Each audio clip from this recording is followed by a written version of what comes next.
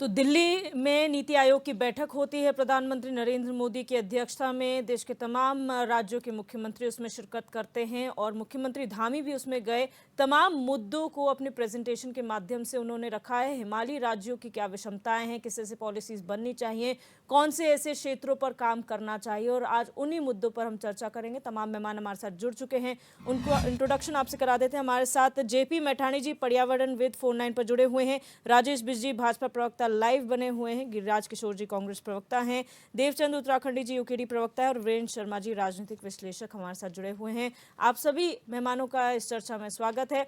JP Maithani जी, आपसे शुरुआत करेंगे। सर, आपका कमेंट चाहूंगी। इस बार जो मुख्यमंत्री ने नीति आयोग की बैठक में प्रेजेंटेशन दी, उसमें global warming, climate change, water harvesting, water conservation जैसे तमाम शब्द पर्यावरण से जुड़े हुए हमें सुनने को मिले हैं। क्या कहेंगे इसे लेकर?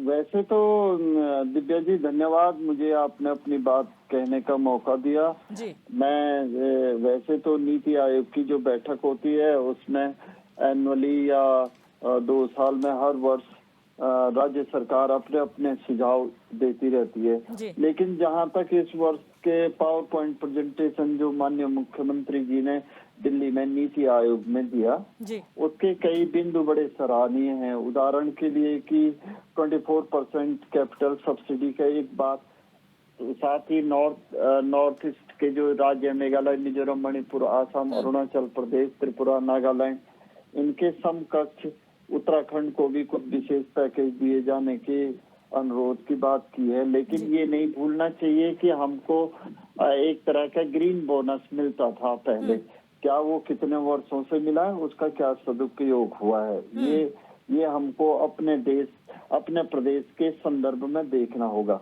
इकोलॉजी और इकोनॉमी के समन्वय की बात की थी, तो ये कहा गया था कि जीडीपी की बजाय ग्रॉस इन्वायरमेंट प्रोडक्ट यानी जीईपी को महत्व देते हुए अपनी योजनाएं बनाई जाएंगी। लेकिन दूर दूर तक कहीं लगता ही नहीं। पीडब्ल्यूडी है, सिंचाई विभाग है, और लघु सिंचाई है, जल निगम, जल संस्थान है, जो स्मार्ट सिटी के प्रोजेक्ट बन रहे हैं, उनमें हम पूरे स्टेट में घूमते हुए देखते हैं, तो उसमें इसका कोई तालमेल दिखता ही नहीं। और अगर ये तालमेल दिखता हुआ होता तो प्रदेश में हमको जो अस्थायी राजधानी देहरादून में ही जो पेड़ कटान के विरोध में जो चिपको आंदोलन चल रहे हैं, वो करने ही नहीं होते, क्योंकि वो तो सरकार की पॉलिसी का हिस्सा होते ऑलरेडी। तो सरकार कहती कि ये तो करना ही नहीं चाहिए। अब 25 किलोवाट से कम की जल विद्युत परियोजना को कहा गया है कि हम उसको चलाएंगे, लेकिन उन पर अधिकार किसका होगा? क्या वो जल विद्युत परियोजना है स्थानीय महिला मंगल दल, युवक मंगल दल, या ग्राम पंचायतें, या हमारे पॉलिटेक्निक और आईटीआई से निकले हाइड्रो इलेक्ट्रिक इंजीनियर के लोग होंगे, या कौन होंगे? असल में हमारी प्रदेश की योजनाओं का सारा लाभ 35 से 40% तक का लाभ हरियाणा, पंजाब, दिल्ली, उत्तर प्रदेश के लोग जिन्होंने यहाँ बड़ी बड़ी जमीनें खरीदे हैं, हॉर्टिकल्चरल कृषि विभाग की योजनाओं का सारा लाभ वो ले रहे हैं। हमारे गांव की किस सोनू देवी या किस आषाढ़ी देवी को परियोजना का लाभ मिला, जिसको बिना घूस के, बिना परेशानी के सिंगल विंडो सिस्टम से उसको सारी सुविधा मिल रही हो? ठीक है सर, उस पर भी चर्चा करेंगे। इको टूरिज्म को इन्होंने एक बड़ी बात कही, इको टूरिज्म, होम स्टे, ये सब होंगे, लेकिन उत्तराखंड टूरिज्म डेवलपमेंट बोर्ड की वेबसाइट पे जब हम अपने होम स्टे का रजिस्ट्रेशन करने जाते हैं, उसमें एक कॉलम है कि फायर ब्रिगेड के लिए क्या व्यवस्था होगी। भाई पाणाई रानी झींगी दुर्मी पगना, उधर लोहाजंग से आगे हमने कोई होम स्टे खोला, तो वहाँ फायर ब्रिगेड की गाड़ी कहाँ से जाएगी? तो वो फायर एक्सटिंग्विशर लगा रहा है, कोई इक्विपमेंट लगा रहा है, क्या उसको सर्टिफिकेट के रूप में हम लगा दें कि हमारे यहाँ पे अग्निशमन यंत्र है और आप हमको टूरिज्म का लाइसेंस दे दो, तो उसके लिए चक्कर काटना पड़ता है। इन्होंने कहा कि स्थानीय स्तर पर स्वरोजगार देने के लिए औद्योगिक भांग नीति बनाई जाएगी, उससे बिना नशे की भांग उगाई जाएगी। हमारा ट्रेडिशनल राइट भी इन्होंने छीन लिया।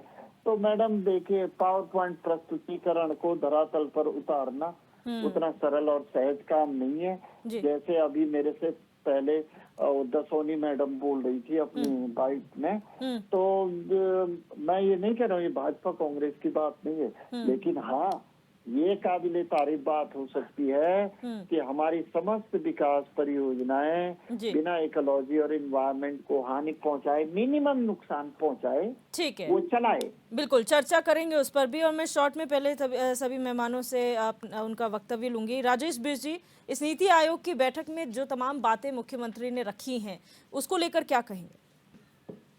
दिव्य दर्शनी जी, मैं सबसे पहले तो ये कहूंगा कि आदरणीय मुख्यमंत्री जी के द्वारा जो नीति आयोग में अपनी बात रखी गई वो प्रदेश को अन्य राज्यों के वर्ग में, खासतौर पे हिमालयी राज्यों के वर्ग में सबसे अग्रणीय राज्य और पृथक राज्य के रूप में जो यहाँ पे संभावनाएं हमारे इस प्रदेश में, चाहे जलवायु को लेकर, हमारी नदियों को लेकर, विद्युत परियोजनाओं को लेकर, रोजगार को लेके, महिलाओं के लिए जो सशक्तिकरण की योजनाएं आ सकती हैं, या तमाम ऐसी योजनाएं जिससे रेल परियोजनाओं से लेके तमाम ऐसी परियोजनाएं जिसमें प्रदेश के लोगों को इस प्रदेश के अंदर रोजगार मिले, इस प्रदेश के अंदर कम संसाधनों में भी अगर हमारे लोगों को वित्तीय सहायता अगर केंद्र से मिलती है, उस वित्तीय सहायता से उस परियोजना को अगर हम बड़े स्तर पे ले जा सकते हैं जिससे प्रदेश के अंदर रोजगार की संभावनाएं बढ़ सकती हैं, उसमें आदरणीय मुख्यमंत्री जी के द्वारा तमाम जो यहाँ की बातें रखी गई हैं वो बहुत सराहनीय कदम है। और मैं उम्मीद करता हूं कि इन सब बातों को केंद्र से बहुत जल्द मंजूरी भी मिलेगी, और मंजूरी मिलने के बाद इसका जैसे ही यहाँ पे इन योजनाओं की शुरुआत होगी तो बहुत इस उत्तराखंड के अंदर बढ़कर चीजें मिलेंगी, जिससे इस प्रदेश की उन्नति होगी, विकास आएगा और समृद्धि आएगी। ठीक है, गिरिराज किशोर जी, आपका शॉर्ट में वक्तव्य लेना चाहूंगी इस नीति आयोग की बैठक में मुख्यमंत्री का प्रेजेंटेशन और तमाम जो बातें रखी गई हैं। देखिए दिव्य दर्शनी जी, नीति आयोग की जो अभी बैठक में जो पार्टिसिपेशन हुआ है हमारे सीएम साहब का, मुख्यमंत्री जी का, निश्चित रूप से जो भी बातें वहां पे रखी गई हैं, अगर दिव्य दर्शनी जी इसको पार्टी लाइन से बाहर आके इसको देखें, वाकई की हमारा जो उत्तराखंड राज्य है, अगर इस राज्य को अगर वाकई मांगा गया, इसके मूल में जो धारणा थी वो ये थी कि जो हमारे पास जो संसाधन है हमारे, उनका दोहन हो सके। उत्तराखंड में जो जो हमारे पास मूल में संसाधन है उसका दोहन जो है हम लोग कर सकें, उसमें अलग अलग रूप से उसका दोहन होगा। आज अगर जल विद्युत परियोजना की बात उन्होंने रखी है सीएम साहब ने, 25 मेगावाट से कम जो अपनी जल विद्युत परियोजनाएं हैं, कुछ चीजें वाकई अप्रिसिएशन के लायक हैं, मैं मानता हूं इस बात को। लेकिन आप अगर ग्रीन बोनस की बात केंद्र के सामने रखते हैं तो हम भीख नहीं मांग रहे हैं केंद्र से। ग्रीन बोनस मिलना चाहिए, निश्चित रूप से मिलना चाहिए। आज अगर एक प्रावधान की बात अभी सीतारमण जी ने भी रखी है पार्लियामेंट में, जब बजट उन्होंने पेश किया, कि वाकई बड़ा सेंसिटिव जोन है उत्तराखंड, आपदाग्रस्त लगभग क्षेत्र उन्होंने माना, और आपदाएं आती रहती हैं। एक इस तरह का भौगोलिक हमारा जो अपना परिवेश है उसमें निश्चित रूप से ये प्रॉब्लम्स हर सीजन में जो है, बरसात में खासकर ये सारी प्रॉब्लम्स क्रिएट होती हैं। और दिव्य दर्शनी जी, इसमें प्राविधान अगर आपने पार्लियामेंट में बोला है अपनी स्पीच में, तो आपने अलॉटमेंट क्या किया है, ये चीज भी साफ साफ सरकार को सामने लानी चाहिए कि आखिर पैसा कितना उसमें दिया जाएगा, उसका बजट की जो एलोकेशन होगी, जो अलॉटमेंट होगा वो कितना होगा। इसके अलावा बहुत सारी चीजें ऐसी हैं, मैं आपके सामने भी आगे रखूंगा, जिसमें कि वाकई अगर सरकार इंप्लीमेंटेशन तक पहुंचती है। देखिए अभी तक तो सारी चीजें स्पीचेज है, अभी तक जो भी है वो बात रखी गई है। सरकार, केंद्र सरकार वाकई अगर डबल इंजन की बात, डबल इंजन की सरकार की बात हो रही है, आप यहां भी पूरी तरह से मेजोरिटी में है, सरकार केंद्र में भाजपा की है। अगर सारा कम्युनिकेशन और वाकई सारी चीजें अगर वाकई अगर अच्छे से अगर इंप्लीमेंट होती हैं, उसका धरातल पे कार्यान्वयन होता है, तो निश्चित रूप से स्वागत योग्य सारी चीजें होंगी। लेकिन अगर सिर्फ ये बातें रखी जा रही हैं और केंद्र उसको पूरी तरह से सिंसियरली ले नहीं रहा है, केवल बोल रहा है, आपसे कुछ प्रोमिसेस कर रहा है, और उसकी जो वाकई जो धरातल पे उसका इंप्लीमेंटेशन है वो नहीं हो पा रहा है, तो विपक्ष बोलेगा, विपक्ष बात रखेगा। उत्तराखंड के परिप्रेक्ष्य में अगर कहीं पे वाकई लगता है कि हम लोग पीछे जा रहे हैं, तो विपक्ष अपनी बात को रखने में निश्चित रूप से अपना आगे रहेगा। बिल्कुल। उत्तराखंडी जी, यहाँ पर जो पहल मुख्यमंत्री जी ने की है, हमेशा ये कहा जाता है कि जो उत्तराखंड की मूल मुद्दे हैं, मूल परेशानियां हैं, उनको रखा जाना चाहिए, और वही इस नीति आयोग की बैठक में हुआ है। क्या आप भी इसका समर्थन करते हैं? देखिए दिव्या जी, सबसे पहले मैं मैठानी जी को नमन करता हूं, क्योंकि उन्होंने सारा कुछ जिस्ट में बता दिया, और मैं डबल उस चीज को फिर से रिपीट करूं तो मुझे अच्छा नहीं लगेगा। मैं मैठानी जी के अंदर इस बात से मुझे खुशी है कि उनके अंदर उत्तराखंडियत जिंदा है, इसलिए उन्होंने ये बोला है जो उन्होंने वहां पर बताया, उसके पीछे पीछे हमारे उत्तराखंड के क्या क्या भाव होने चाहिए थे। अभी थोड़ी सी बात उस पर क्या नाम कहते हैं, हमारे कांग्रेस के प्रवक्ता जी ने भी उन्होंने बताया है कि अभी तक वो एक प्रेजेंटेशन था, वो उन्होंने उनको सुना दिया है और वो उसमें होना चाहिए होना चाहिए होना चाहिए, लेकिन कहीं पर ये नहीं है कि ये बात केंद्र ने हमारी स्वीकार कर ली और ये हमारे लिए हो जाएगा। तब तक तो ये हम इसको खाली घोषणाएं जैसे मानेंगे, क्योंकि वो कथा उनको सुनाई गई है और उस कथा के ऊपर कितना अमल वो करते हैं वो अभी बताया नहीं गया है। मैं यहाँ पर मुख्यमंत्री जी का बिल्कुल समर्थन करता हूँ, उनकी सराहना करता हूँ कि उन्होंने कम से कम प्रेजेंटेशन दे दिया, लेकिन एक बात साथ साथ उनको ये भी कहता हूँ कि माननीय मुख्यमंत्री जी, आपके इस प्रेजेंटेशन के बावजूद भी लोग आपके आवास घेराव के लिए क्यों जा रहे हैं? हमारी उत्तराखंड राजधानी के जो मूल राजधानी, हम जो बेसिक राजधानी जो हम मांग रहे हैं गैरसैंण, उसके विषय में आप कब बोलेंगे? क्या मैं ये नहीं बोलूं आप वहां दिल्ली में बोलो, लेकिन यहाँ की जनता को भी तो आश्वासन दो। आपने यूसीसी का दर्जा लेकर पहला राज्य तो बता दिया है, लेकिन उससे होने वाले जो रॉन्ग इंटरप्रिटेशन है उनको कब हटाओगे? उसके बाद मूल निवास जो हमारा 1950 है उसको लागू कब करो? उसी से आपका जो रोजगार बढ़ेगा। नहीं तो रोजगार आप हमें नहीं दे रहे हैं, रोजगार आप बाहर वालों को दे रहे हैं। आप जो बेसिक शिक्षा में आपने अभी जो शिक्षकों की भर्ती की है वो बाहर वालों को कब बाहर करोगे और अपने उत्तराखंड के लोगों को कब अंदर करोगे? उसके बाद हमारा दूसरा पॉइंट ये होगा कि जो आपने हमारा जो मूल जो जल जंगल और जो हमारा जवानी जो आपने रोकने की बात की, उस पर आपका उस नीति आयोग को छोड़कर आप अपने राज्य में आकर जनता को कब बताओगे? जनता के बीच में इनके सवालों को कब आओगे? साथ ही हमारे जो भ्रष्टाचार, बढ़ता भ्रष्टाचार है, इसके ऊपर आप अपनी नीति कब बनाओगे? आप देखो रोज जो है वीर बहादुर सिंह, रवि बडोला, अब मैं अंकिता भंडारी का केस भी काफी पुराना, उसके जैसे 50 केस हो गए, लेकिन लेटेस्ट ये केस जो भूमाफियों ने कर दिए हैं, इन पर आप अंकुश कब लगाओगे और इन भूमाफियों को अपने राज्य से कब खदेड़ोगे? ऐसे 50 मुद्दे हैं। तो ये नीति आयोग में जो आपने प्रेजेंटेशन दिया है, एक बार आकर उत्तराखंड में आइए और उत्तराखंड के जनता के समक्ष अपने इन बिंदुओं पर भी रखिए कि हम जल्दी से इन पे भी कार्रवाई करने वाले हैं। वीरेंद्र शर्मा जी, आपको क्या लगता है नीति आयोग की बैठक में जो प्रेजेंटेशन हुआ है, जो मुद्दे रखे गए हैं, उनका कितना इम्पैक्ट आने वाले वक्त में देखा जाएगा? देखिए दिव्यदर्शिनी जी, ये जो नीति आयोग की अभी बैठक हुई है मुख्यमंत्रियों के साथ, प्रधानमंत्री जी की, क्योंकि प्रधानमंत्री जी नीति आयोग के पदेन अध्यक्ष होते हैं, तो ये उनका एक रूटीन मीटिंग है कि हर साल एक बार हर सभी प्रदेश के मुख्यमंत्रियों के साथ वो अपनी मीटिंग तय करते हैं। और जो भी नीति आयोग में इस टाइम पद पर बैठे हुए हमारे IAS अधिकारी हैं, उन सब के समक्ष हर मुख्यमंत्री अपनी सेंटर एक एक देश के लिए जो अपनी एक नीतियां रखने के लिए जाते हैं, वो सभी ये एक रूटीन है। अब ये कितना % ये कहाँ किस राज्य को मिल पाता है केंद्र की ओर से समर्थन, ये आने वाला वक्त बताएगा।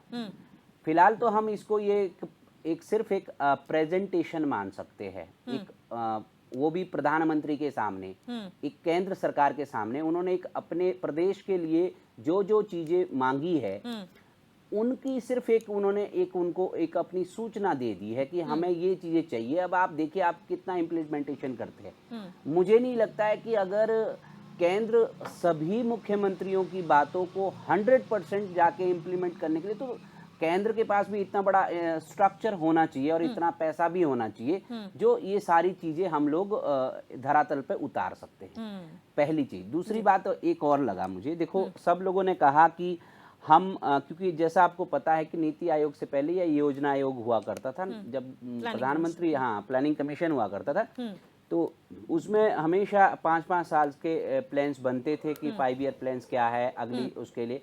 इसी तरीके से अब ये नीति आयोग जो प्रधानमंत्री के मोदी जी के 14 में इलेक्शन जीतने के बाद जब ये मोदी सरकार पावर में आई, तो इन्होंने पहली बार इनको 1 जनवरी 2015 को इसको नया नाम दिया जिसका नाम नीति आयोग है। अब नीति आयोग में देखिए 1-2 बातें आप बड़े ध्यान से सुनिएगा। जो नीतियां बनती है उन नीतियों के लिए पहले जो इनके एक्सपर्ट होते हैं, अब इन्होंने तो अपनी बात रख दी। फॉर एग्जांपल मैं आपको एक छोटा सा एग्जाम्पल, इन्होंने कहा कि हम 25 मेगावाट से कम के जल विद्युत परियोजनाएं बनाना चाहते हैं अपने प्रदेश में। क्या ये हमारे जो इंस्टीट्यूशंस है, हमारे जो साइंटिस्ट है, क्या इनकी बातों पे क्या वो एग्री होंगे? ये बहुत बहुत गहरी बातें हैं। बिल्कुल। मुख्यमंत्री ने कह दी बात, लेकिन आपको पता है इसके ऊपर इम्प्लीमेंटेशन करना कितना मुश्किल काम है। मैं आपको एक बात बताता हूँ, यहाँ पे मैं मोदी जी भी नहीं होंगे सहमत, मैं क्योंकि मैं आपको बताता हूँ, हमारे उत्तराखंड में हाइड्रो प्रोजेक्ट की कमी नहीं है। हम सबसे ज्यादा विद्युत बिजली प्रोड्यूस करने वाला प्रदेश है। चाइना तक हमारी बिजली जा रही है। हमारे यहाँ ऐसी क्या जरूरत पड़ गई हमारे मुख्यमंत्री साहब को कि अब हम 25 मेगावाट के बिजली के बांध बनाने के बाद ही हमारे प्रदेश में बिजली की आपूर्ति हो सकती है। क्या हमारे पास इतना नहीं था? हमारे पास हाइड्रो प्रोजेक्ट की हमारी बिजली की खपत इसी सबसे ज्यादा महंगी भी हम ही लोग ले रहे बिजली पूरे उसमें। और दूसरी चीज आपको दूसरा देखिए, इधर मोदी जी कह रहे हैं कि हम लोग सोलर सिस्टम को बढ़ावा दे रहे हैं। अभी ये पिछले बजट में उन्होंने सोलर सिस्टम के ऊपर स्पेशली एक सब्सिडी भी दी है जी। और उस चीज के लिए एक तरफ आप ये चीज बढ़ा रहे हैं और एक तरफ आप ये योजनाएं लाना चाह रहे हैं, तो दोनों मेल नहीं खाती है। दोनों का बिल्कुल अलग मतलब है। अगर आप इतने छोटे छोटे नाले खड्डों में लगा के आप अब विद्युत बिजली बनाने लग जाओगे, ऐसी क्या जरूरत पड़ेगी हमारे प्रदेश को कि जो आप 25 मेगावाट के बिजली के ऊपर आ गए आप। इतना बड़ा डैम, टिहरी डैम, एशिया का सबसे लंबा डैम, वहां इतनी 2500 से ज्यादा यूनिट वहां से पैदा होती है और वो बिजली हमारे लिए क्या कम पड़ेगी क्या प्रदेश के लिए? ठीक है, लगातार इस पर और आगे भी चर्चा करेंगे। मतलब वो उस तरीके की नीति नहीं लगी जो नीति आयोग को उन्होंने प्रदर्शित करनी चाहिए थी। बिल्कुल, बाकी बहुत सारे कार्य हैं यहाँ पे। ठीक है, और लगातार इस पर चर्चा करेंगे कि नीति आयोग की बैठक में जो प्रेजेंटेशन मुख्यमंत्री धामी ने दिए है उसके कौन से एस्पेक्ट्स जो है पूरे होते हुए नजर आ रहे हैं, किस तरीके से आगे बढ़ेंगे। लेकिन यहाँ वक्त हो चला एक छोटे से ब्रेक का, जल्द हाजिर होंगे।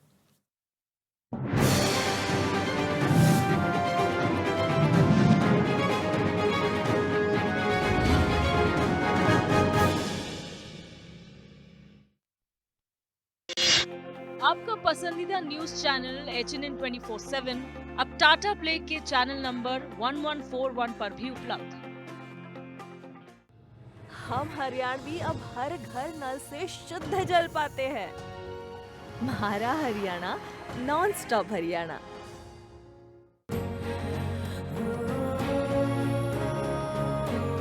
उग रहा है उम्मीद का नया सूरज। HNN 24/7 जुनून सच दिखाने का।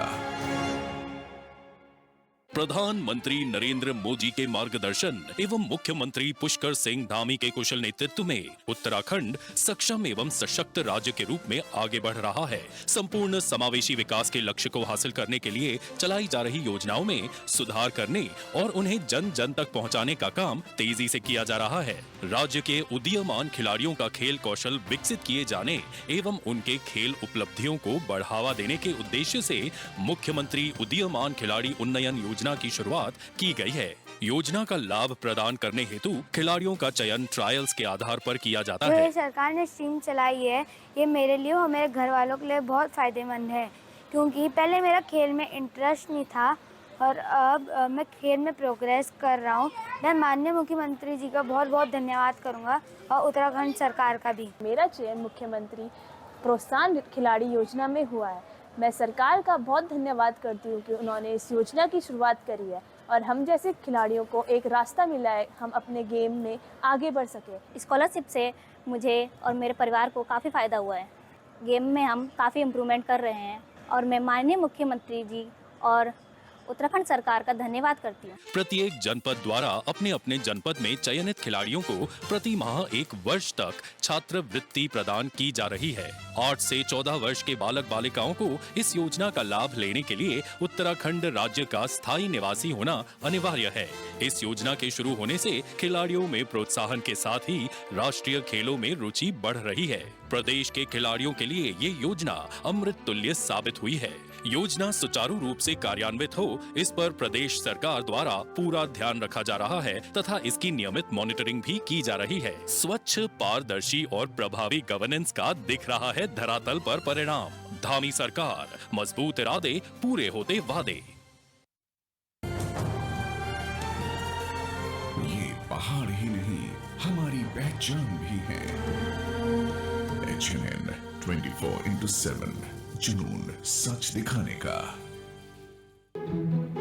देखा सवेरे तो पढ़ रहा से कति नॉन स्टॉप इनकी तो बातें चले जा से कति नॉन स्टॉप।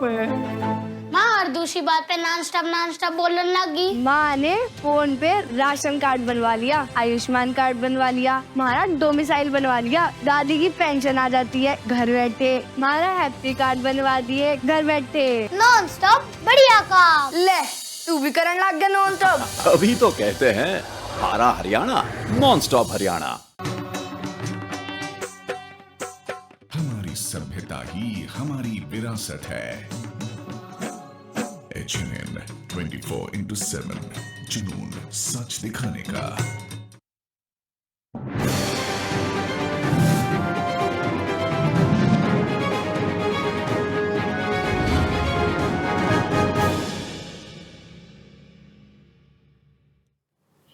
ब्रेक के बाद आप सभी का एक बार फिर से स्वागत है। लगातार चर्चा कर रहे हैं, नीति आयोग की बैठक हुई दिल्ली में और उसमें मुख्यमंत्री पुष्कर सिंह धामी ने अपनी प्रेजेंटेशन दी है। तमाम मुद्दे, खास तौर पर क्लाइमेट चेंज, ग्लोबल वार्मिंग जैसे मुद्दे जो है इसमें रखे गए हैं। चिंता जाहिर की गई है, देश को ये मैसेज देने की कोशिश की गई है कि विकास जो करने की कोशिश की जा रही है उसके साथ हमें ज़रूरत है कि अब जो हिमालयी राज्य हैं जहां से शुद्ध पानी, शुद्ध हवा मिलती है, उनको भी संरक्षित किया जाए। तमाम मेहमान हमारे साथ बने हुए हैं।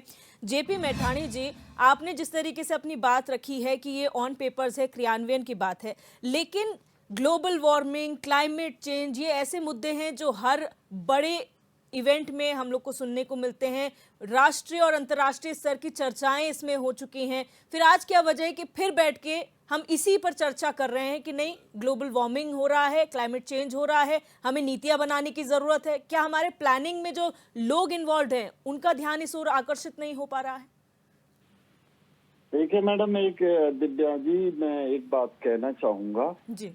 हमारे प्रदेश को बने हुए लगभग 24 वर्ष हो गए। 24 वर्ष में 3-4 बार ये प्लानिंग बनी कि क्लाइमेट चेंज सिनेरियो और ग्लोबल वार्मिंग को लेकर उत्तराखंड के प्रदेश में प्रत्येक डिवीजन फॉरेस्ट DFO कार्यालय के आधार पर प्रत्येक डिवीजन में फॉरेस्ट फायर कंट्रोल रूम बनाए जाएंगे जो हाईटेक होंगे, क्रू सेंटर होंगे, ये सब होंगे। लेकिन आपने देखा 2023 की आग ने वो सारी फाइलें, वो पावर पॉइंट प्रेजेंटेशन, वो रंगीन रिपोर्ट सब धुआं हो गई।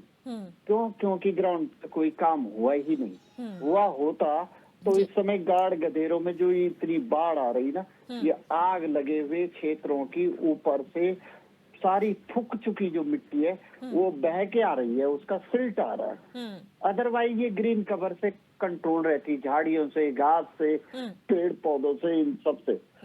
सॉरी, लेकिन लोग इस बात पे ध्यान नहीं दे रहे कि हायर प्रेसिपिटेशन ऑफ रेन हो रहा। एक निश्चित स्थान पर कम समय में आवश्यकता से अधिक बारिश का हो जाना, वो बादल फटना घटना है, उसको higher precipitation of rain in a particular area कहते हैं। जब वहाँ बारिश गिरती है तो सारी मिट्टी उबल जाती है, सारे गाड़ गधेरे उफरने लगते हैं। ये एक बात है। तो हम ग्लोबल वार्मिंग और क्लाइमेट चेंज के लिए कितने सीरियस हैं, ये इस बात से पता चल जाएगा कि हमारे वन विभाग के कर्मचारी, छोटे कर्मचारी अल्मोड़ा में जल गए वाहन के साथ। ये हमारी ग्राउंड रियलिटी है। नीति आयोग का प्रेजेंटेशन वास्तव में अगर उसकी कुछ शर्तें मान ली जाएं केंद्र सरकार द्वारा, तो हमारे लिए तो सुखद स्थिति होगी। मैं सिर्फ 2-3 बातों पर क्विकली अपनी बात कहना चाहूंगा। किंगोड एक प्लांट होता है, बारबेरिस एरिस्टाटा, जिससे आईटोन एयर ड्रॉप बनती है और डायबिटीज की दवा बनती है। सारे जंगल खोद दिए कई हरिद्वार और इधर की कंपनियों ने, जो 30-30, 40-40 साल पुराने किलमोड़ की झाड़ियां थी, पूरे उखाड़ के ट्रकों में भर के भेज दिए गए फार्मास्यूटिकल कंपनी को। बिना पॉलिटिकल शॉर्टकट के ये नहीं होता। कीड़ा जड़ी का एक्सप्लॉयटेशन के लिए एल्पाइन मिडोज को खोद दिया गया।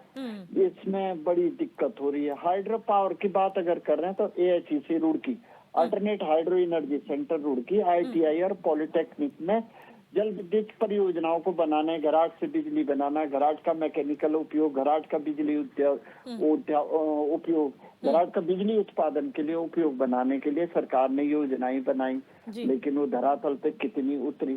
उसके बाद हॉर्टिकल्चर में जो योजनाएं हैं आम किसानों तक कितनी पहुंच रही हैं। सब्सिडी के खेल में क्या हो रहा है कि जो स्केटर, एक सेब के पेड़ को काटने की जो कैंची होती है वो बाजार में 600 रुपए की है। उद्यान विभाग में सब्सिडी के बाद 70% सब्सिडी के बाद वो कैंची 500 रुपए की मिल रही। यानी जो सप्लायर हैं, जो वेंडर है, उन्होंने उसी कैंची फाल्कन का रेट इतना बढ़ा दिया, वहाँ वो अगर माने 70% तो वो तो 4200 रुपए की कैंची हो गई। इस तरह का भ्रष्टाचार है।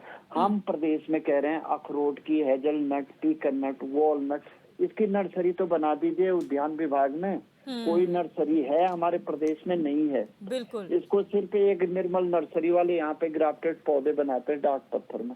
भोजपत्र की नर्सरी नहीं है। थुनेर की बहुत डिमांड है, टेक्सास बकाटा यू, जिससे टैक्स ऑयल डाबर इंजेक्शन बनाता है, उसकी नर्सरियां नहीं है। अभी बात हुई थी कुछ दिनों पहले, बांझ में बहुत हल्ला हुआ हिमालयन ओक पे, लेकिन कितने पौधे हमारे हिमालयन ओक के। हमारी रुद्रप्रयाग की 75 साल पुरानी टनल नहीं खुली, आप कहाँ दूर विकास की बात कर रहे हैं? इससे कौन बात करेगा? तो ये तमाम मुद्दे जो हैं, कंसर्निंग मुद्दे आपने उठाए हैं। सिट्रस, आजकल फलदार पेड़ लगते हैं, सिट्रस, संतरा, नारंगी, कागजी, नींबू, किन्नू, चकोतरा, कहाँ हैं वो सब्सिडी वाले पौधे? सड़क किनारे वृक्षारोपण होता था कैंपा में और जलागम प्रबंधन में। जलागम प्रबंधन में कोई सांसद की एक कंपनी है TDS करके, उसने सारे ठेके ले लिए प्रदेश के।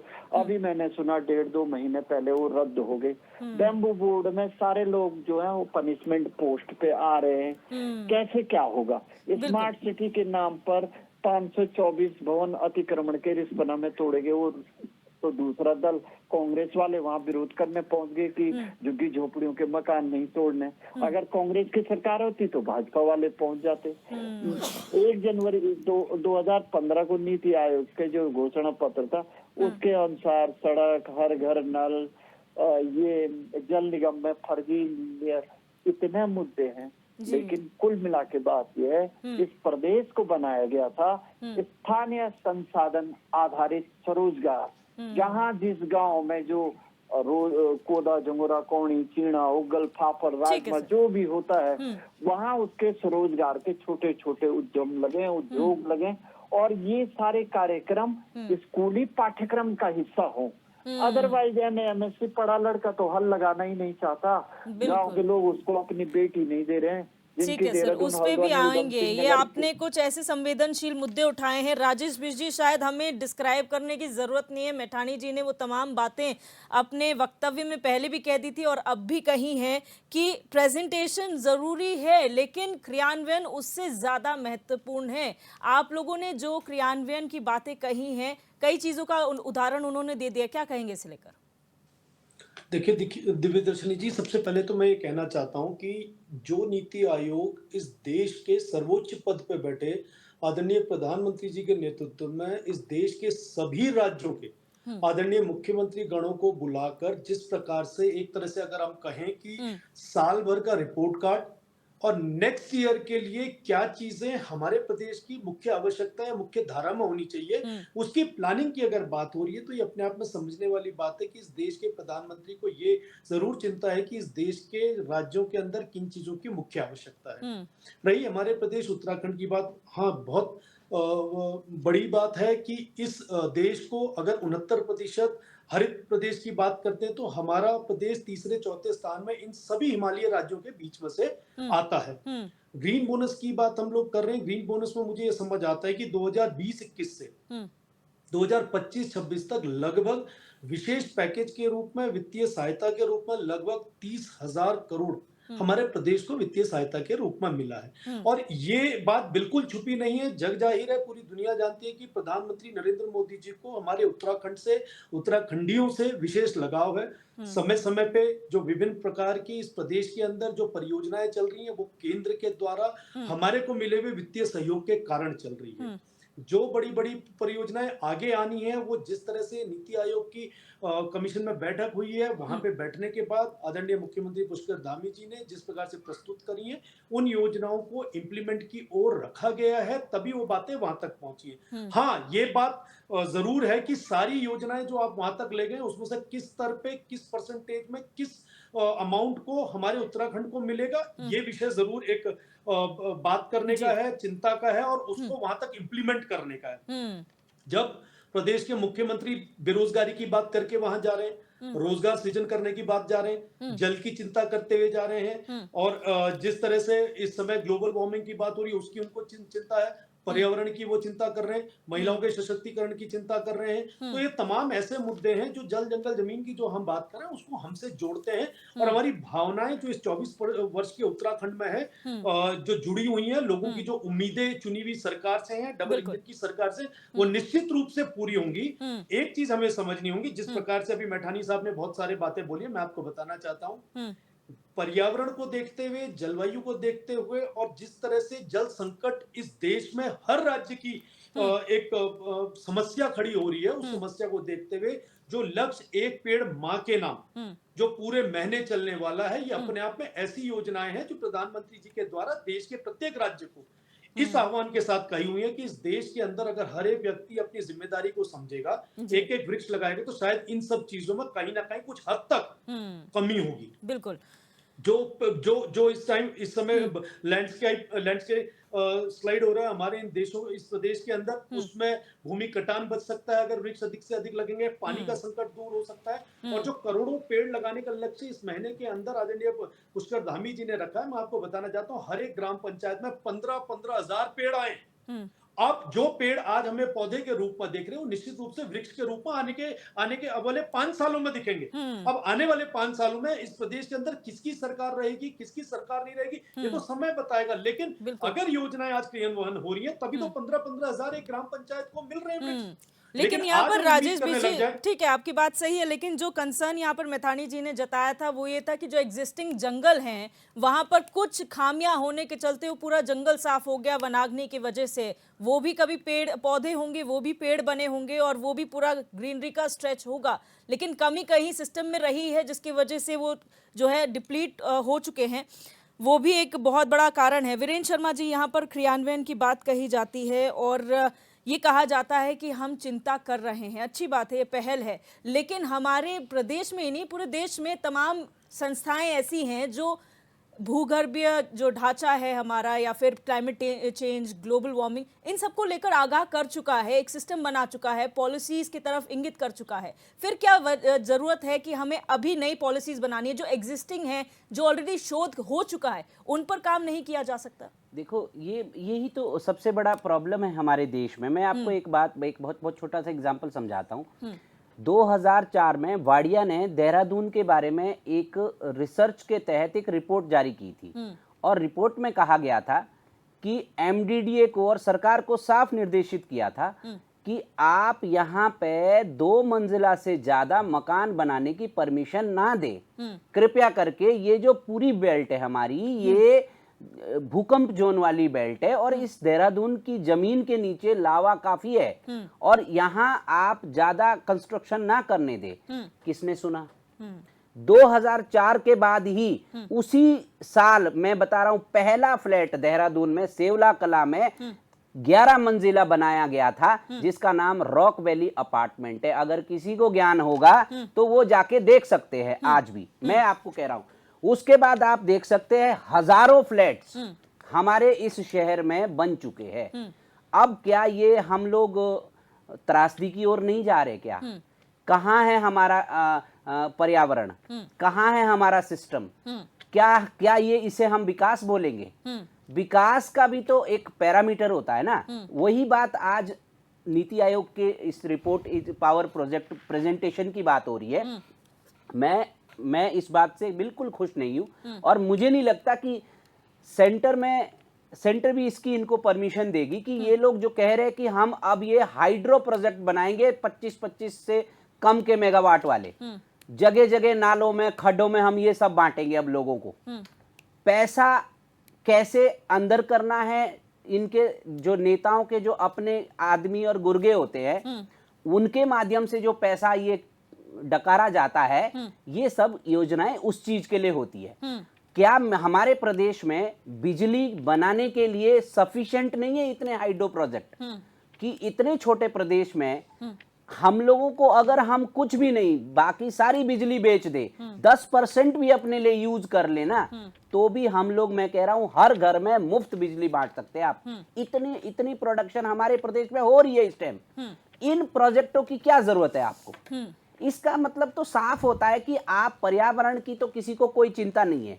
हाइड्रो पावर के लिए सर हाइड्रो भी जरूरत है, वाटर जरूरत है। वाटर क्राइसिस कितना हुआ है इस प्रदेश में हमने पिछले कुछ समय में देख लिया। वो सब चीजें मैं आपको बता रहा हूँ हर एक उसके ऊपर। अब आप अभी मैं इनकी मैठाणी जी की बात सुन रहा था कि हमारा जो एक 2015 में जब ये नीति आयोग बना था तो वहां विकास के जो वहां पे वो मानक रखे गए थे, मानक ये रखे गए थे कि भाई एक गांव जो है, मान लो आप एक टिहरी का कोई गांव ले लो, हमें उसको विकसित कैसे करना। विकसित करने का मतलब ये नहीं कि देहरादून से बैठ के आप विकसित कर रहे हो उसको, विकसित कर रहा है हमारे जो वहां के लोकल, हमारी जो खेती है, हमारे जो प्राकृतिक संसाधन है, वहां के जो लोग है जो वहां रह रहे हैं, वहां की जो किसान है वो वहां रहे और किसानी करे, उनके बच्चे उनकी जनरेशन करे, इसको पढ़ाई में लाए ताकि बच्चे करे। जैसे इन्होंने बहुत अच्छा एग्जांपल दिया, किसान के बेटे को आज कोई भी आदमी लड़की देने के लिए गांव में तैयार नहीं है। आप रिश्ते करने चले जाइए, वो सबसे पहले पूछे क्या करता है,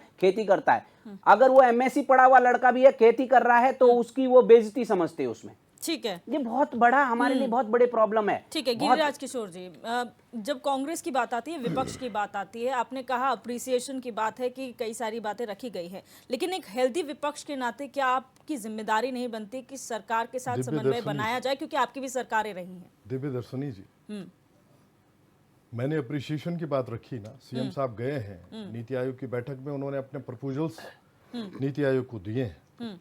एक बात मैं रखना चाहूंगा दिव्य दर्शनी जी, इस प्रदेश का ये दुर्भाग्य है कि जेपी मैठानी जैसे लोग आज सरकार में, स्पेशली उनको एडवाइजर होना चाहिए था। जब मैं उनको अभी सुन रहा था, उत्तराखंड के मूल में अगर कहीं विकास छिपा हुआ है, सुन लीजिएगा आप, तो जो धारणा उन्होंने रखी, जो बात अभी जेपी मैठानी साहब ने रखी, उसके मूल में लगभग जितनी बातें उनकी थी, अगर वो इंप्लीमेंटेशन की तरफ जाती हैं दिव्य दर्शनी जी, तो लगभग सारी जो हमारी फाइनेंशियली जो हमें जो एक निश्चित रूप से जो हमारा एक दोहन हो सकता है उत्तराखंड में, जो संपदा हमारे पास, उसको सरकारें धो सकती हैं और वो निश्चित रूप से एक इनकम ऑफ सोर्स रेज हो सकता है उत्तराखंड सरकार के लिए। सुनिएगा, एक चीज तो ये हो गई है, ये दुर्भाग्य है कि वो आज वाकई सरकार में, उनको मैं बार बार कह रहा हूं कि एडवाइजर होना चाहिए। उसके अलावा जो है दूसरी चीज मेन होता है, आपको बताऊं मैं दिव्य दर्शनी जी, पॉलिटिकल विल।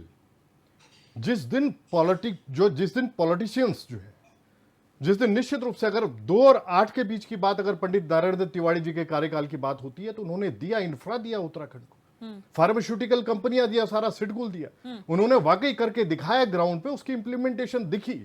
आज अगर पॉलिटिकल विल की मैं बात कर रहा हूं, तो निश्चित रूप से अगर आप वाकई ऑनेस्टी के साथ, ईमानदारी के साथ, अभी शर्मा जी ने भी जितनी बातें रखी, मैं बिल्कुल उनका भी समर्थन करता हूं कि आप जो पैसा ला रहे हैं उसका वाकई पर्वतीय क्षेत्र के अगर योजनाएं हैं तो उसकी जो धरातल पे इंप्लीमेंटेशन हो रही है, आप 30,000 करोड़ का, तो अभी मेरे मित्र जो राजेश जी ने, उन्होंने बात की कि इतना पैसा आया, केंद्र ने दिया इस बीच में, लेकिन वाकई आपको बताऊं उसकी जो इंप्लीमेंटेशन है वो कहां तक धरातल पे जा रही है, वो बात होनी बहुत जरूरी है, वो दिखना बहुत जरूरी है, उसकी वो वाकई विजिबल होना चाहिए। आप सुनिएगा, दूसरी चीज क्या है, आज मैं एक बात रखना चाहूंगा, हम लोग वाकई अगर उत्तराखंड के परिप्रेक्ष्य में अगर कोई बात रखते हैं, अगर पर्वतीय क्षेत्र को अगर वाकई हमें अपने आप में पूरी तरह से अगर सुदृढ़ बनाना है, वहां के लोगों को अगर पूरी तरह से हमें फाइनेंशियली जो वाकई साउंड बनाना है, जो लोग वास कर रहे हैं गांव में, तो आज सुनिएगा दिव्य दर्शनी जी, अगर फोकस सरकार को करना चाहिए, मैं बार बार बोलता हूं, विलेज टूरिज्म पे करना चाहिए कि वाकई जिस परिवेश में वो गांव है, आपको थोड़ा सा एक प्लानिंग, आपको एक प्लानिंग करके चलना है, उसको हाइजीन बनाना है, उसको साफ सुथरा बनाना है। टूरिस्ट आना चाहता है, आपको हॉर्टिकल्चर पे काम करना है, लेकिन हॉर्टिकल्चर में आपको साइंस को, विज्ञान को इन्वॉल्व करना है, जो आपके वाकई आज वैज्ञानिक जो काम कर रहे हैं, चाहे पंतनगर यूनिवर्सिटी में हो, जहां भी सरकारी इस समय जो हॉर्टिकल्चर में जो वैज्ञानिक है वो सोई हुई स्थिति में है, उनको कोई डायरेक्शन देने वाला कोई नहीं है। अगर साइंस इन्वॉल्व होती है तो कीवी भी हो सकता है जिसको उगाया जा रहा है पहाड़ में, और आज वहां पे सेब भी हो सकता है, वो अदना सा सेब नहीं। और आप सुनिएगा, आप फ्लोरिकल्चर में काम कर सकते हैं पहाड़ में, आप फिशरी में काम कर सकते हैं। दूसरी चीज नहीं, एक सेंटेंस और सुनिएगा प्लीज, आप समय दिव्यदर्शनी जी वाकई दे दीजिएगा, दिया करिए। नहीं, एक बात मैं सिर्फ रखना चाहूंगा कि अगर जिस दिन सरकार ने, उत्तराखंड की सरकार ने रोल मॉडल अपना यशवंत सिंह परमार हिमाचल को अगर रोल मॉडल बनाया, उसको एग्जाम्पल अगर सामने रख के उस पर काम किया, तो वाकई अगर समृद्धि की ओर है हिमाचल, तो उसमें यशवंत सिंह परमार जो मुख्यमंत्री थे, उनकी डायरेक्शंस थी।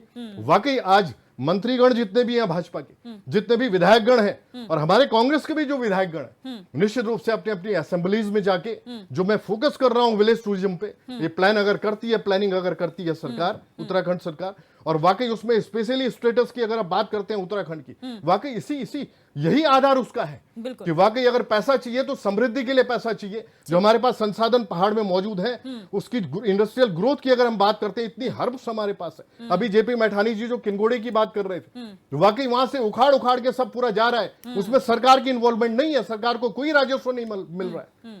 कीड़ा जड़ी की वो बात कर रहे थे। आप पूरी तरह से एक प्लानिंग, फुल प्रूफ प्लानिंग करिए, उसकी पूरी धरातल पे इंप्लीमेंटेशन हो ईमानदारी से। अगर वो पैसा वाकई केंद्र जो दे रहा है अगर ईमानदारी से लगता है धरातल पे, तो सारी चीजें बिल्कुल निश्चित रूप से उत्तराखंड के लिए सुखद होंगी। और एक बात और मैं दिव्यदर्शनी जी रखना चाहूंगा कि सुनिएगा, जीएसटी का हमारा 2022 जून के बाद जो जुलाई से हमारा जो जीएसटी कंपनसेशन जो सेस मिलता है, उपकर जो मिलता है, क्षतिपूर्ति उपकर जो मिलता है, वो 5,000 करोड़ के आसपास है, और केंद्र सरकार उसको दे स्टेट को, निश्चित रूप से वो स्टेट की जो प्लानिंग्स होती हैं उसमें वो पैसा काम आएगा। बिल्कुल, इस और भी ध्यान दिया जाए सरकार की तरफ। उत्तराखंडी जी, यहाँ पे मैं फाइनल कमेंट की ओर बढ़ूं, मैं आपसे शॉर्ट में कमेंट लेना चाहूंगी।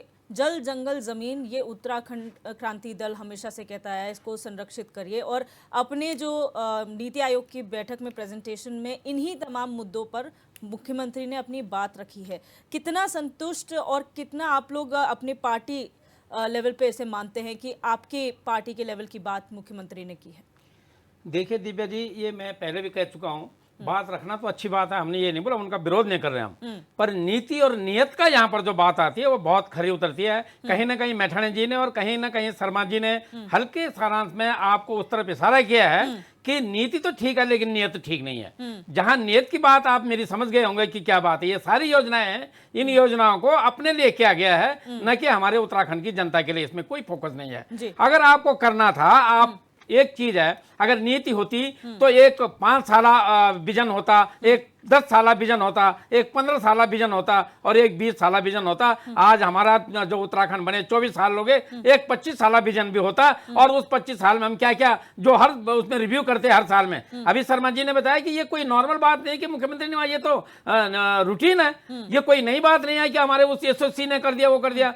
क्या अच्छा है लेकिन रूटीन है, ये कोई नई बात नहीं है। लेकिन आप इसमें ये होना था कि हमारे शॉर्ट विजन और लॉन्ग टर्म विजन, जो एक वर्ड इसमें अगर ये स्ट्रक्चर विजन करते, इनकी नियत साफ होती, इनका भ्रष्टाचार मुक्त इनका विचार होता, और ये जो जीरो टॉलरेंस की बात करते हैं, अगर सरकारें, दोनों सरकारें इस पर काम करती तो शायद हमारा उत्तराखंड का विकास, जैसे जेपी मैठानी जी बोल रहे हैं और जैसे अभी शर्मा जी ने जो गाइडलाइन दी, उस पर काम होता और हमारा उत्तराखंड का विकास होता। लेकिन ये तब तक नहीं हो सकता जब तक इनकी नीति के अनुसार नियत साफ ना हो। ठीक है, मैं फाइनल कमेंट की ओर बढ़ूंगी, और मैठानी जी आपसे शुरू करूंगी। शॉर्ट में फाइनल कमेंट में क्या कहेंगे सर? देखिए, इस समय आपदा का समय है। यमुनोत्री, बूढ़ा केदार, पंती गांव, जोशीमठ, इन सब जगह पे प्राकृतिक आपदा का दंश लोग झेल रहे हैं। प्रदेश में मैं तो यही अपील करूंगा कि क्लाइमेट चेंज सिनेरियो, इन सब के बीच, विशेष राज्य के दर्जा के बीच, हमको अपने ग्रामीणों को जो इस प्राकृतिक आपदा का दंश झेल रहे हैं, उनको विशेष दर्जा दिया जाए, उनकी समय पे मदद की जाए, उनका पुनर्वास किया जाए। इकोलॉजी और एनवायरनमेंट के प्रश्न तब आएंगे जब मनुष्य और मानवता और यहाँ का पॉलिटिकल सिस्टम सही होगा। जब लोग बचेंगे तभी वोट होगा, तभी हमारा प्रदेश चलेगा। हमको opportunist political leaders, Raju Bhandari type, दल बदलू टाइप के नेताओं से अपने पॉलिटिकल सिस्टम को मुक्त रखना पड़ेगा। और जो आपने नीति आयोग में कहा है, प्रस्तुतिकरण दिया है, उसको 4 हिस्सों में बांट लें और 25-25% ईमानदारी पूर्वक इस अगस्त से ही इम्प्लीमेंट कर दे, 15 अगस्त स्वतंत्रता दिवस से अपने प्रदेश में, तो लोगों का कल्याण होगा, गांव से पलायन कम होगा, स्थानीय संसाधन आधारित स्वरोजगार विकसित होगा। बिल्कुल। वीरेंद्र शर्मा जी, बहुत शॉर्ट में फाइनल कमेंट। बिल्कुल, मैं मैठाणी जी की बात से सहमत हूँ। जैसा इन्होंने कहा कि हमारे गांव की ओर देखिए, गांव का विकास करिए, गांव में चीजों को विकसित करिए, गांव का पलायन रोकिए, और गांव के अंदर जो भी आपने पैसा भेजना है, सरकार भले ही देहरादून में बैठ के चलाइए आप, लेकिन विकास गांव का करिए, गांव के लिए सुविधाएं जोड़िए, हॉर्टिकल्चर, एग्रीकल्चर, जितने हमारे विभाग है उन सब का फोकस गांव होना चाहिए। गांव एक विकसित गांव होना चाहिए, इकोसिस्टम को बचाना है, तभी तो हम लोग आगे विकास की जो बातें कर रहे हैं जी पाएंगे। पहले तो जीवन को बचाइए। मैंने इस पे एक लेख लिखा था ग्लोबल वार्मिंग पे, मैं अभी कभी और आपको सुनाऊंगा। मैंने पूरे वर्ल्ड के ऊपर इसके ऊपर बहुत बड़ा लेख लिखा था कि जब ये जो आज हम अनइवन टाइप का जो क्लाइमेट देख रहे हैं, कहीं अत्यधिक वर्षा हो रही है, कहीं बिल्कुल भी बारिश नहीं हो रही है, तो ये सब ग्लोबल वार्मिंग के इम्पैक्ट है और ये कोई कारण नहीं। बिल्कुल। गिरिराज जी, बहुत शॉर्ट में फाइनल कमेंट्स। देखिए दिव्यदर्शनी जी, पॉलिटिकल विल जो मैंने आपको बताया उत्तराखंड के लिए, और पर्वतीय क्षेत्र में जो मैंने बातें विलेज टूरिज्म पर रखी, हॉर्टिकल्चर पर रखी, फ्लोरिकल्चर पर रखी, अगर वाकई ये सारी चीजें इंप्लीमेंट होती है सरकार की तरफ से, और स्ट्रॉन्ग पॉलिटिकल विल और ईमानदारी के साथ अगर वो धरातल पे पैसा जो आए वो उतरे, निश्चित रूप से उसकी इंप्लीमेंटेशन हो, दिखे, विजिबल हो, तो ये सारी चीजें जो है, आज केवल स्पीचेस नहीं, भाजपा भाषणबाजी बहुत करती है, इतनी स्पीचें, अब सारी चीजें ठीक है, अभी अप्रिसिएशन भी मिला है, सीएम साहब वाकई आज गए हैं, उन्होंने जितनी बातें वहां पे रखी हैं, लेकिन उसकी इंप्लीमेंटेशन, उसमें विधायक गण भी हों सारे, उसमें मंत्रीगण भी हों जो फोकस करें अपनी अपनी विधानसभाओं को, तो निश्चित रूप से एक सुखद हमें भविष्य मिल सकता है उत्तराखंड। बिल्कुल। उत्तराखंडी जी, फाइनल कमेंट्स। बिल्कुल, मैं यही कह रहा हूँ कि ये जो विकास है, विकास जो है 25 साल से जो सरकार के पेट में पल रहा है, इसका जन्म नहीं हुआ अभी तक। तो मैं उम्मीद करूंगा कि इस नीति के बाद जो अभी इन्होंने जो ये नीति आयोग आया है, अभी इस साल जो आया है, इसके बाद तुरंत 2025 में विकास का जन्म हो जाना चाहिए, ताकि आगे जाकर उस विकास का भी विकास हो सके। बिल्कुल। राजेश बिज जी, माफ कीजिएगा, फाइनल कमेंट।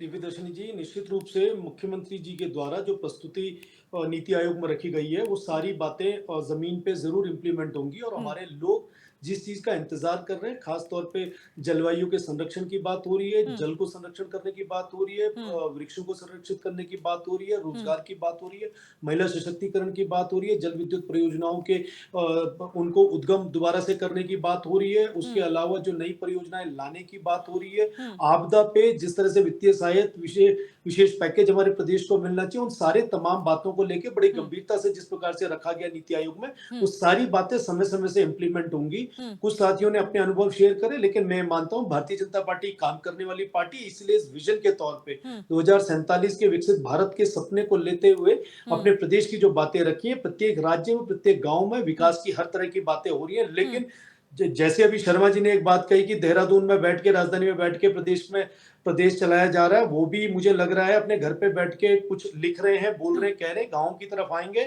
विभागों में किस दिन घूमेंगे तो उन्हें पता लग जाएगा हॉर्टिकल्चर कितना पैसा गांव की ओर दे रहा है, एनिमल हस्बेंड्री कितना पैसा गांव की ओर दे रहा है, अन्य मामलों की तरफ दे रहा है। तो तमाम योजनाएं सरकार की तरफ से डिपार्टमेंट को निर्देशित की गई है, और उन सब पे क्रियान्वयन हो रहा है समय समय। मैं गांव में ही आप रहता सभी हूं। मेहमानों का इस चर्चा में जुड़ने के लिए बहुत बहुत शुक्रिया। आज हमने चर्चा की, नीति आयोग की बैठक में मुख्यमंत्री पुष्कर सिंह धामी ने हिस्सा लिया, एक प्रेजेंटेशन दी जिसमें मुख्य जो बिंदु रहे वो जलवायु संरक्षण के रहे, पानी का किस तरीके से संरक्षण करना चाहिए। पिछले दिनों जो पानी के लिए त्राही त्राही हमने देखी है पूरे देश में, उसको कैसे रोका जा सके, किस तरह से वाटर हार्वेस्टिंग होनी चाहिए, किस तरह से हम रूरल डेवलपमेंट कर सकते हैं। बजट में भी रूरल डेवलपमेंट में काफ़ी चर्चा की गई है, लेकिन इस चर्चा में एक शब्द निकल कर आया कि पॉलिटिकल जो विल यहाँ पर है वो दिखना ज़रूरी है, क्योंकि खाली प्रेजेंटेशन देने से कुछ नहीं होगा, स्पीचेस देने से नहीं होगा, उसका क्रियान्वयन बहुत ज़रूरी है। अब ये देखना होगा कि जो तमाम विषय इस बैठक में रखे गए हैं उन पर कितना काम होता है, कितना अप्रूवल सेंटर से मिलता है। बहरहाल क्वेश्चन आवर में मेरे साथ बस इतना ही। आप देखते रहिए HNN 24/7, जुनून सच दिखाने का।